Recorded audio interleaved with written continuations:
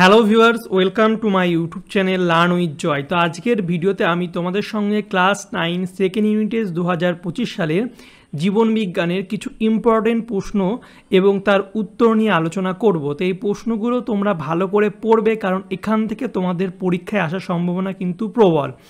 তো আমি বেশ কিছু প্রশ্ন তোমাদের জন্য নিয়ে হাজির হয়েছি, অবশ্যই তোমরা ভিডিওটি শেষ পর্যন্ত দেখবে।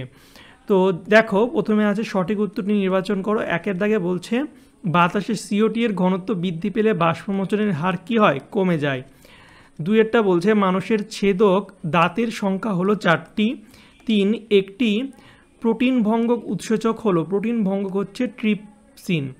4টা বলছে মাইনর এলিমেন্ট হচ্ছে ম্যালিবডেনাম। তারপরে সালোক সংশ্লিষ্ট প্রক্রিয়ায় উৎপন্ন O2 এর উৎস কি? O2 এর উৎস হচ্ছে জল। ভেরি ভেরি ইম্পর্টেন্ট প্রশ্ন, 5টা দিয়েছিলাম। তারপরে বিয়ের দাগে দেখো, নির্দেশ অনুসারে উত্তর দাও। প্রথমে শূন্যস্থান পূরণ আছে, তো উত্তরগুলো আমি তোমাদের করেই দিয়েছি। প্রথমে বলছে ড্যাশকে হিল বিকারক বলে, হিল বিকারক বলা হচ্ছে NADP-কে। তারপরে লসিকা এক প্রকারের কি? পরিবর্তিত কলারস। তারপরে বৃক্কীয় নালিকার ইউ আকৃতির অংশটিকে বলা হয় কি? হেনরির লুপ। আর মানুষের ক্ষুদ্রান্তের শোষণ অলর নাম হলো, শোষণ অঙ্গের নাম হলো, এটা অঙ্গ হবে ভিলাই। এরপরে সত্য মিথ্যা দেখো, নিষ্ক্রিয় পরিবহনে বিপাকীয় শক্তি ও বাহকের প্রয়োজন হয়, এটা হচ্ছে মিথ্যা। ADH হরমোনের প্রভাবে বৃক্কীয় নালিকার জলের পুনঃশোষণ ঘটে, এটা সত্য।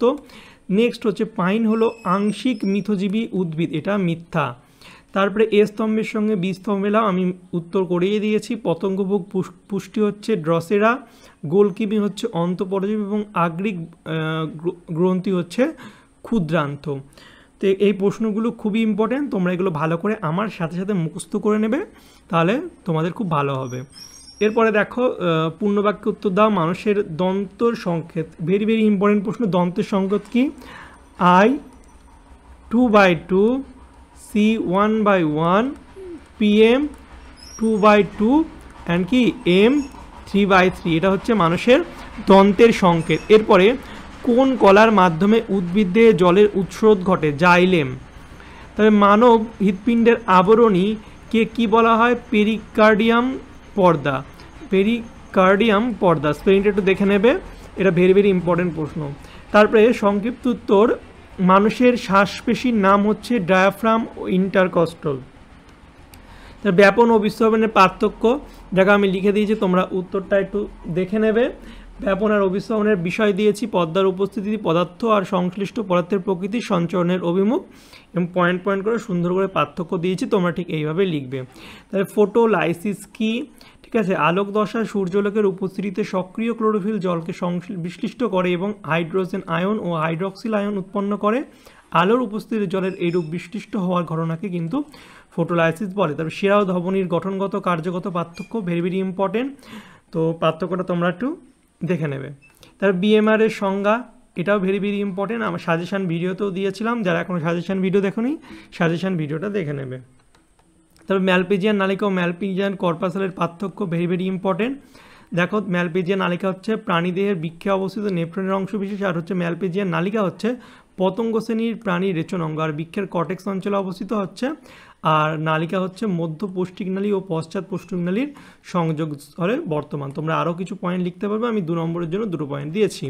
তাহলে পৌষ্টিকতন্ত্রের উপস্থিত একটি মিশ্র গ্রন্থির নাম ও কার্যকারিতা, তো অগ্নাশয় হচ্ছে মিশ্র গ্রন্থি, আমরা জানি, তো এর কাজ আমরা লিখে দিয়েছি, তোমরা একটু দেখে নেবে, আমি আর ভিডিওটাকে বেশি বড় করছি না। তারপরে শোষণ ও দহনের পার্থক্য লেখো, সন্ধানের অর্থনৈতিক গুরুত্ব, ভেরি ভেরি ইম্পর্টেন্ট প্রশ্ন, সব ইম্পর্টেন্ট প্রশ্নগুলো দিয়েছি। সন্ধানের অর্থনৈতিক গুরুত্ব, এটাও একটা ইম্পর্টেন্ট প্রশ্ন। সন্ধান কি? বেকারি শিল্পে পাউরুটি, কেক ইত্যাদি প্রভৃতি উৎপাদনে এবং মদ্যশিল্পে সুরা উৎপাদনে এবং পরীক্ষাগারে ইথানল অ্যালকোহল তৈরিতে কিন্তু অ্যালকোহল সন্ধান ব্যবহৃত হয়। আর হচ্ছে দই, ল্যাকটিক অ্যাসিড প্রভৃতি পদ্ধতিতে ল্যাকটিক অ্যাসিড সন্ধান ব্যবহার করা হয়। তো পড়বে এটা। এছাড়া মুক্ত ও বদ্ধ সংবহনের পার্থক্য, রক্তের শ্রেণীবিভাগের তাৎপর্য, তো পার্থক্যটা তোমরা দেখে নাও, 3টে পয়েন্ট দিয়েছি, রক্তের অবস্থান, রক্তজালক, রক্তের গতি। তো সংবহন কি? মুক্ত সংবহন হচ্ছে রক্তবাহ ও দেহগহ্বরের অবস্থান করে, রক্ত সংবহন হচ্ছে রক্তবাহে অবস্থান করে। মুক্ত সংবহন অনুপস্থিত, এখানে হচ্ছে বদ্ধ সংবহনে রক্তজালক উপস্থিত, রক্তের গতি হচ্ছে মন্থর গতিতে হয়, আর বদ্ধ সংবহনে দ্রুত গতিতে প্রবাহিত হয়। তারপর রক্তের শ্রেণীবিভাগের তাৎপর্য, ভেরি ইম্পর্টেন্ট প্রশ্ন, ভালো করে পড়বে। তারপরে প্রদত্ত উৎসেচকগুলির ক্ষরণ স্থান ও খাদ্য পরিমাপের ভূমিকা, 3টে মল্টেজ, পেপসিন, একটার এবং শোষণ বর্ণালী বলতে কী বোঝো? তো দেখো, মল্টেজ আর পেপসিনের ক্ষরণ স্থান হচ্ছে মল্টেজের ক্ষুদ্রান্ত আর পেপসিনের হচ্ছে পাকস্থলী। খাদ্য পরিমাপ ভূমিকা শর্করা পাচনকালে কারী উৎসেচক, আর এটা হচ্ছে পেপসিন হচ্ছে প্রোটিন। দেখো, প দিয়ে প্রোটিন, ঠিক আছে, এইভাবে মনে রাখবে। শোষণ বর্ণালী, এটা একটু তোমরা ভালো করে দেখে নেবে কাকে বলে, এটা দেখে নাও। এরপরে হৃৎপিণ্ডের প্রধান 4টি কপাটিকার নাম, অবস্থান ও কাজ লেখো। একটি রক্ততঞ্চন রোধকের নাম লেখো। তো কপাটিকার নাম দ্বিপত্র আর ত্রিপত্র, খুব ইম্পর্টেন্ট, এখান থেকে তোমরা শর্ট কোশ্চেনও কিন্তু পরীক্ষায় পেতে পারো। তো ভালো করে পড়বে। অবস্থান বাম অলিন্দ বাম নিলয়ের সংযোগস্থলে, আর ত্রিপত্র হচ্ছে ডান অলিন্দ আর ডান নিলয়ের সংযোগস্থলে। কাজটা দেখে নাও, বিশুদ্ধ রক্তকে বাম অলিন্দ থেকে বাম নিলয়, বাম অলিন্দ থেকে বাম নিলয়ে যেতে সাহায্য করে এবং বিপরীত পথে যেতে বাধা দেয়। আর এটা হচ্ছে দূষিত রক্তকে ডান অলিন্দ থেকে ডান নিলয়ে যেতে সাহায্য করে এবং বিপরীত পথে যেতে কিন্তু বাধা দেয়। তো খুবই সহজ একটা প্রশ্ন, একটু ভালো করে বুঝে মনে রাখবে।